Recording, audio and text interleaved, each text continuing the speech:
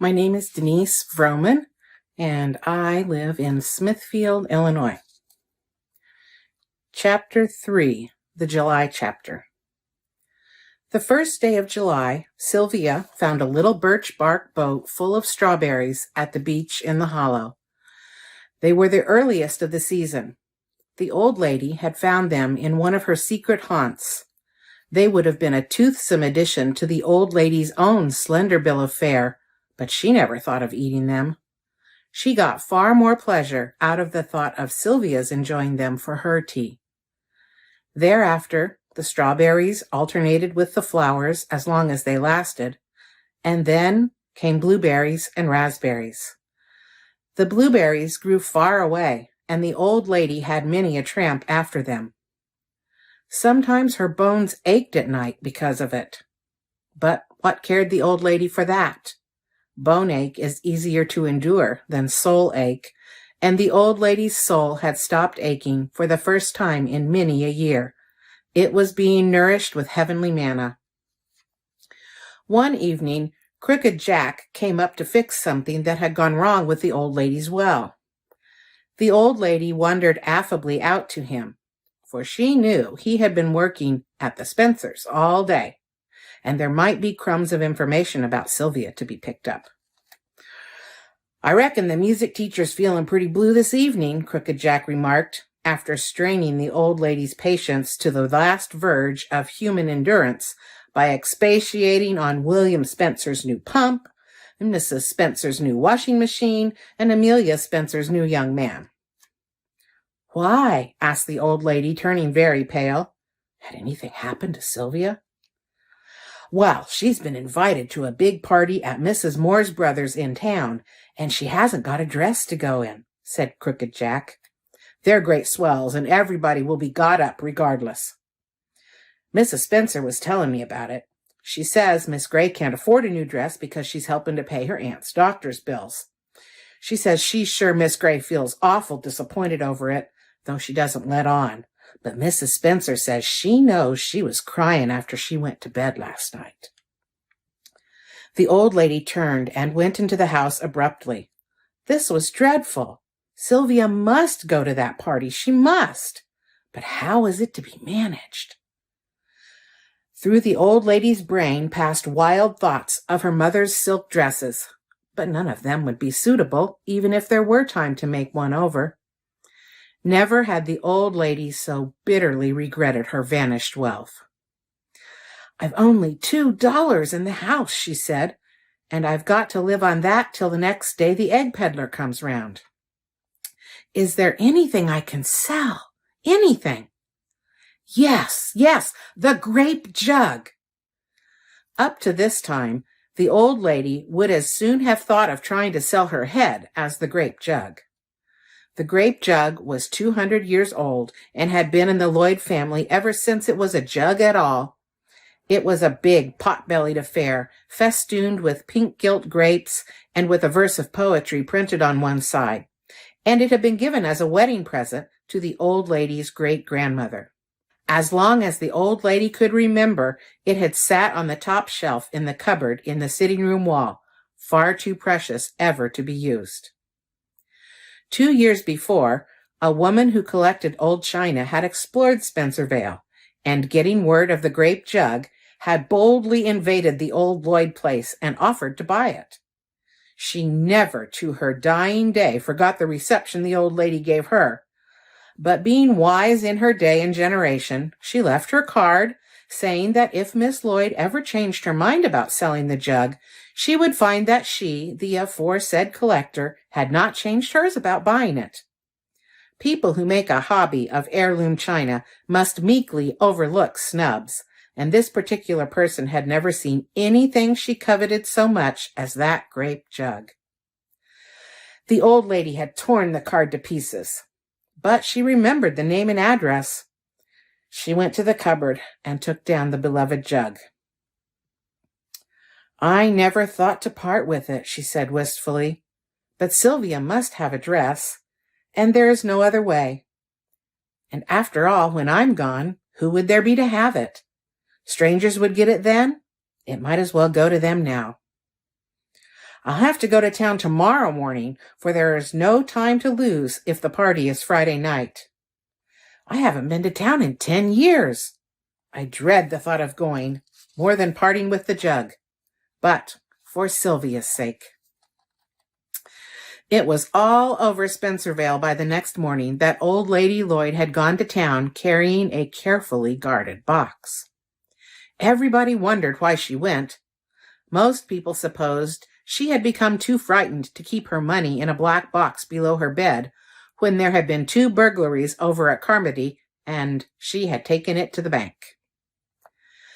The old lady sought out the address of the china collector, trembling with fear that she might be dead or gone.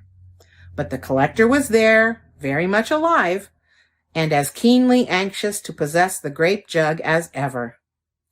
The old lady, pallid with the pain of her trampled pride, sold the grape jug and went away, believing that her great-grandmother must have turned over in her grave at the moment of the transaction. Old Lady Lloyd felt like a traitor to her traditions. But she went unflinchingly to a big store and, guided by that special providence which looks after simple-minded old souls in their dangerous excursions into the world, found a sympathetic clerk who knew just what she wanted and got it for her. The old lady selected a very dainty muslin gown with gloves and slippers in keeping, and she ordered it sent at once, expressage prepaid, to Miss Sylvia Gray in care of William Spencer, Spencervale. Then she paid down the money, the whole price of the jug, minus $1.50 for railroad fare, with a grand, careless air, and departed. As she marched erectly down the aisle of the store, she encountered a sleek, portly, prosperous man coming in. As their eyes met, the man started, and his bland face flushed crimson. He lifted his hat and bowed confusedly. But the old lady looked through him as if he wasn't there, and passed on with not a sign of recognition about her. He took one step after her, then stopped and turned away, with a rather disagreeable smile and a shrug of his shoulders. Nobody would have guessed, as the old lady swept out, how her heart was seething with abhorrence and scorn. She would not have had the courage to come into town even for Sylvia's sake if she had thought she would meet Andrew Cameron. The mere sight of him opened up anew a sealed fountain of bitterness in her soul. But the thought of Sylvia somehow stemmed the torrent, and presently the old lady was smiling rather triumphantly, thinking rightly that she had come off best in that unwelcome encounter. She, at any rate, had not faltered and colored and lost her presence of mind. It is little wonder he did, thought the old lady vindictively. It pleased her that Andrew Cameron should lose, before her, the front of adamant he presented to the world. He was her cousin, and the only living creature old Lady Lloyd hated, and she hated and despised him with all the intensity of her intense nature. She and hers had sustained grievous wrong at his hands, and the old lady was convinced that she would rather die than take any notice of his existence. Presently she resolutely put Andrew Cameron out of her mind. It was desecration to think of him and Sylvia together. When she laid her weary head on her pillow that night, she was so happy that even the thought of the vacant shelf in the room below, where the grape jug had always been, gave her only a momentary pang. It's sweet to sacrifice for one we love.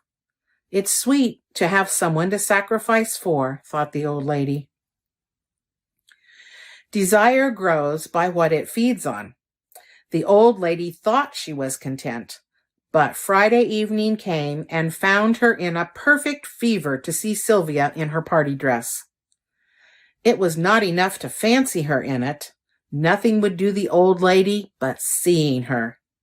And I shall see her, said the old lady resolutely, looking out from her window at Sylvia's light gleaming through the firs. She wrapped herself in a dark shawl and crept out, slipping down to the hollow and up the wood lane. It was a misty moonlight night, and a wind, fragrant with the aroma of clover fields, blew down the lane to meet her. I wish I could take your perfume, the soul of you, and pour it into her life, said the old lady aloud to that wind. Sylvia Gray was standing in her room, ready for the party. Before her stood Mrs. Spencer and Amelia Spencer and all the little Spencer girls in an admiring semicircle.